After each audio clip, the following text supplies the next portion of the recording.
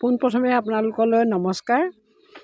এতিয়া আমি ঘৰে ঘৰে নিৰ্বাচন চলাইছোঁ মানে আমাৰ যিজন প্ৰাৰ্থী কলিয়াবৰৰ কেশৱ মহন্ত ডাঙৰীয়া, তেখেতক আমি বিপুল ভোটত জয়যুক্ত কৰিম বুলি আমি ঘৰে ঘৰে ড'ৰ টু ড'ৰ যাবলৈ ওলাইছোঁ। আৰু সেয়ে আমাৰ তেখেতৰ কাৰণে মানে আমি কলিয়াবৰত তেখেতে যি যি উন্নয়নৰ কাম কৰিলে সকলোৱে অৱগত। গতিকে সেইকাৰণে আমি ড'ৰ টু ড'ৰ ওলাইছোঁ। ৰাইজৰ সহায় কেনেকুৱা? ৰাইজৰ যথেষ্ট সহায় আছে, কাৰণ তেখেতৰ নিচিনা উন্নয়ন কলিয়াবৰত কোনোৱে আজিলৈকে আমি ভোট দিব পৰাৰ পৰা আমি গম পাইছোঁ তেখেতৰ দৰে উন্নয়ন কৰা কলিয়াবৰত কোনো এজন বিধায়ক আমি পোৱা নাই।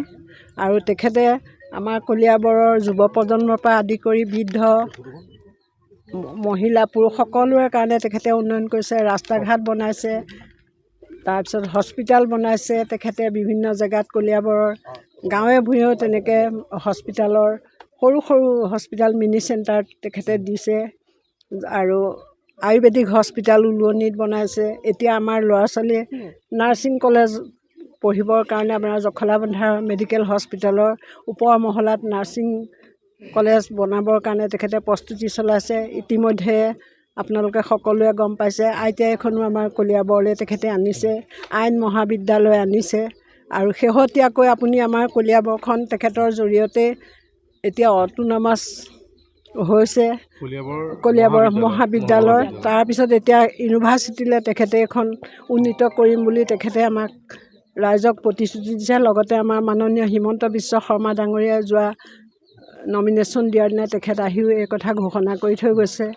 আৰু তেখেতে কৈছে যে মই আমাৰ কেশৱদাৰ নিচিনা এজন দক্ষ মন্ত্ৰী অসমতে মই লগ পোৱা নাই। তেখেতৰ যি দক্ষতা কলিয়াবৰৰ সম উন্নয়নৰ কাৰণে গোটেই অসমৰ কাৰণে তেখেতে যি কাম কৰিছে সেই কামত তেখেত মুগ্ধ হৈছে। আৰু সেয়ে তেনেকুৱা এজন ব্যক্তিক জয়যুক্ত কৰিবৰ কাৰণে কলিয়াবৰ ৰাইজক তেখেতে আহ্বান জনাইছে। আৰু আমি সেয়ে সকলো আজি ওলাই আহিছোঁ তেখেতক বিপুল ভোটত জয়যুক্ত কৰি কলিয়াবৰৰ পুনৰ সন্মান আকৌ ঘূৰাই আনি কলিয়াবৰ ৰাইজৰ সেৱা কৰিবলৈ আমি সুবিধা কৰি দিব লাগে। আমি কলিয়াবৰ বিভিন্ন জেগালৈ গৈছোঁ। যোৱাকালি আমি মিছামুখত গৈছোঁ, আৰু আমি মাছপুখুৰীতো মিটিং কৰিবলৈ গৈছোঁ। আৰু তাৰপিছত লগতে আহি পেলাই শিলঘাট আজি শিলঘাটত কুঠৰীত গৈছোঁ। আৰু এখন খনামুখ বুলি কয় যে যি গহগুৰি খনামুখতো আমি তেনেকৈ মিটিং কৰিছোঁ। হয়, মই 34 বছৰ মানে কংগ্ৰেছত আছিলোঁ। তো এতিয়া আমাৰ এই কলিয়াবৰত কংগ্ৰেছ বুলিবলৈ তেনেকুৱা নায়েই। যিও আছে ৰাইজৰ দলৰ তেওঁলোকৰ কোনো অৰ্গেনাইজ নাই, নাই।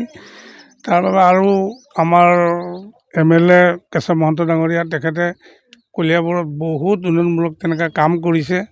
আৰু বিশেষকৈ আমাৰ এই শিলঘাট অঞ্চলত আমাৰ এই পকা ৰাস্তাই কওক, স্বাস্থ্যৰ ফালৰ পৰাই কওক, চব ফালৰ পৰা তেওঁলোক বহুত সুবিধা দিছে। আৰু সেই আকৃষ্টি হৈ মোৰ লগত মই বহুত 400-500 মানুহৰ লগত লৈ পেলাই মই জইন হৈছোঁ অসম গণ পৰিষদ দলত, মিত্ৰজোঁটৰ দলত।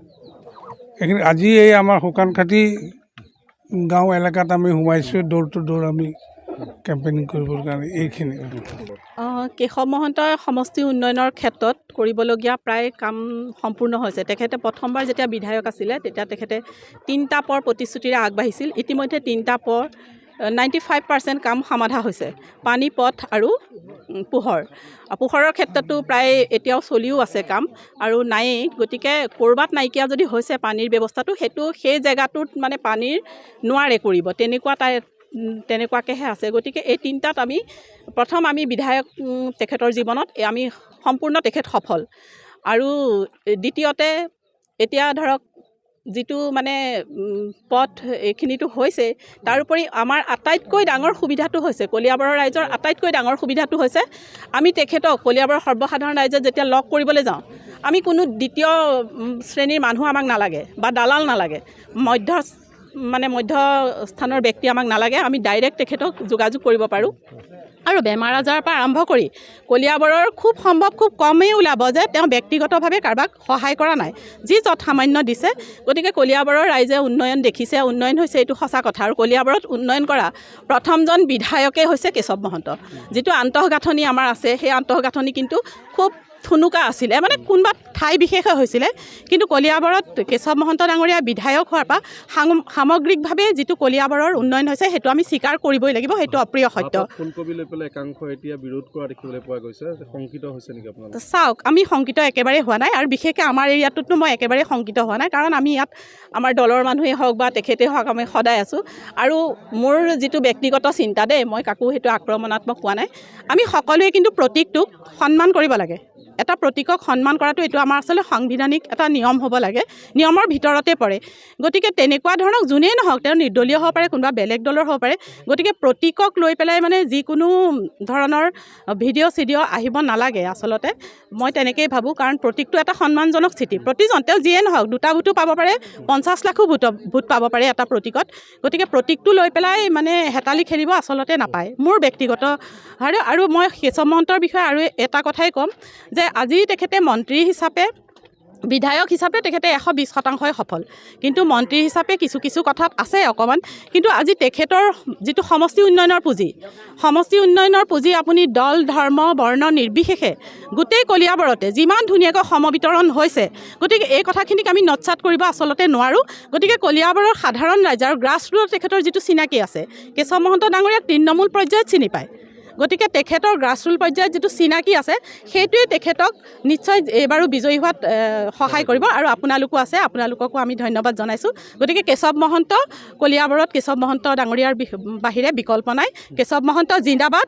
হাতীৰ ছবিত ভোট দি 9 তাৰিখে গোটেই সমগ্ৰ কলিয়াবৰৰ ৰাইজে, অকল AGP বুলি মই কোৱা নাই, কলিয়াবৰৰ মানে গোটেই ৰাইজে, দল জাতি ধৰ্ম বৰ্ণ নিৰ্বিশেষে সকলো মানুহেকে কেশৱ মহন্তক ভোট দিব, এই কথাত আমি পুৰা বিশ্বাসী। গতিকে কেশৱ মহন্তৰ জয় সুনিশ্চিত। যিকোনো খবৰৰ বাবে যোগাযোগ কৰক আমাৰ এই নম্বৰত 9181 307 221।